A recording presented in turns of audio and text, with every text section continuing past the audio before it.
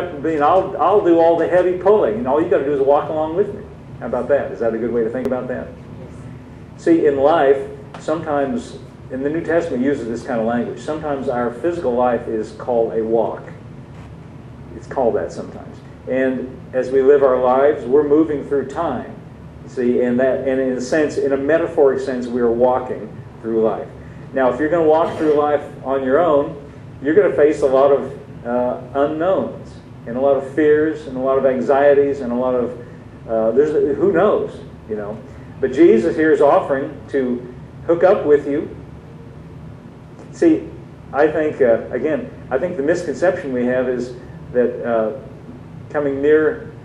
I say sometimes the reason people are reluctant to go to church is they're afraid they're going to run into God there, you know, and they're afraid either God's going to get them for their wrongdoing, or they're afraid God's going to make them do something. You know, I used to think that, you know, I keep remembering my childhood. Every now and then, they would send us away to church camp, or an evangelist would come and they have a revival meeting, and then there'd be all this pressure, you know, and you felt like, I got the impression like all God wanted from me was to use me, make me do something, you know, to make me go out and, you know, I was afraid. I got the idea from these evangelists that the only thing there was to do in life was to be a missionary, and anything else is sort of illegitimate or not right. And I was afraid if I ever got too close to God, He'd make me be a missionary to some place I didn't want to go, you know, some place where they ate weird things, you know, and pull worms out of the ground or something, or I don't know. And I didn't think, I don't want to do that, you know. So I need to stay away from God. He's going to make me do something. I found it's just the opposite.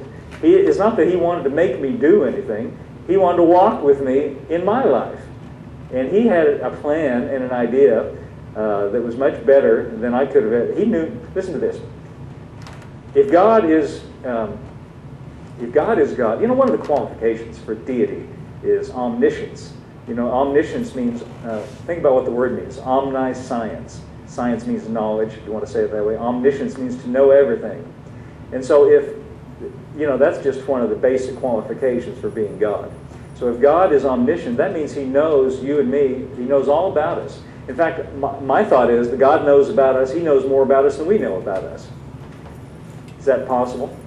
I think He knows us better than we know ourselves. And not only that, He's not malicious. He's not mean. He knows us better than we know ourselves. And He's not out to trip us up. He's out to help us.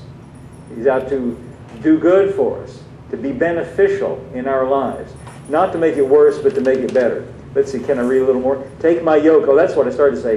The reluctance to get hooked up with Jesus is we're afraid that He's going to make us do something we don't want to do, or, you know, whatever is the least likely thing, you know, ill-fit. That's what I used to think. The most ill-fitting thing, the most thing I'm most afraid of, the most thing I most don't want to do, that's what He's going to want to make me do. No, not at all. Just the opposite.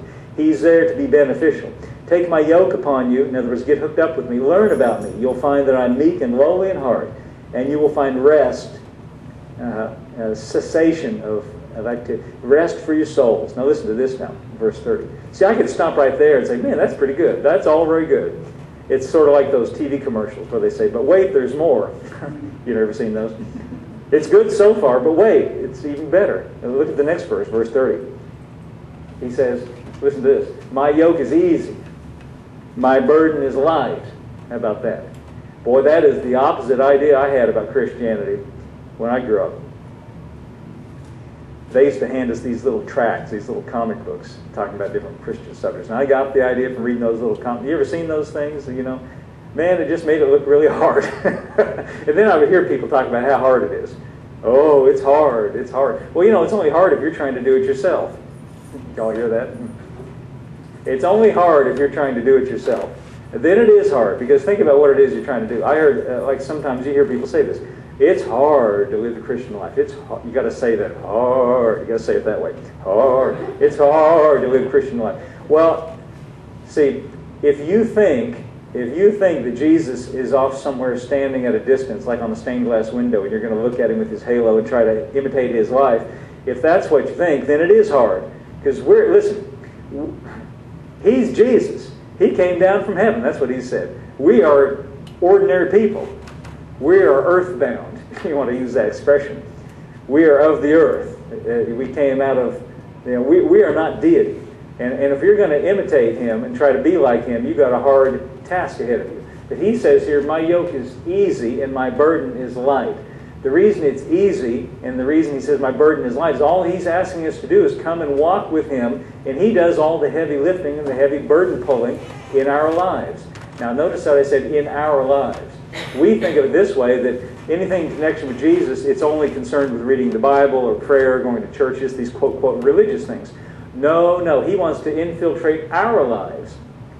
He wants to be part of the things that concern us and pull those burdens and carry those heavy weights and take away those anxieties that we face in our lives. It's not that he wants us to come over to his sphere, if you want to call it that. That's not really even true. Like we think of, religious things, and we're supposed to be active only in religion. He wants to come into our ordinary lives and the things that we do and do all the heavy lifting. Now, how about that? And he says, my yoke's easy, my burden is light. Not only is it not hard, he says, I think I'm a pretty nice person, see? And I don't know why anybody would be mad at me or be upset with me. But for some reason, what I'm saying today, this rubs some people the wrong way. It really does. And I wouldn't know that except they call me on the phone and tell me. Isn't that nice? I don't like what you said. Somebody called. I've had more than one conversation on the phone. People who called me up and they either read something that I wrote in the newspaper, or they heard me speak somewhere, and it went contrary to their religious assumptions. Now, you heard me say that I had some assumptions growing up that I found proved to be wrong, that it's hard work and that it's a heavy burden. See, a lot of people still are under those, what I call misconceptions. And when they hear me say things that are contrary to that, rather than listen to what I'm saying, and by the way, it's not me saying it. You notice I've mostly just been reading today. I've been commenting on what I'm reading, but mostly I'm just kind of reading, And that goes contrary to some people's misconceptions, and so they, rather than change their mind, it's sort of like the expression that rubbing the cat the wrong way. Have you heard that? I heard John Osteen say one time, if you know what they say, you're rubbing the cat's fur the wrong way. Well, if you find you're rubbing the cat's fur the wrong way, my answer is turn the cat around and go a different direction. And it may be, but anyway, one person said, well, you are just making it too easy. You're trying to make it too easy. Well, look, it wasn't me. I didn't write the Bible. Did you notice did I read that right?